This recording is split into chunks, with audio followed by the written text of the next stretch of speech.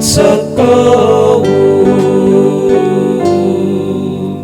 Ang imong mga grasya, bunga sa mong pangaliya, ihatag na kanamo langit nung amahan.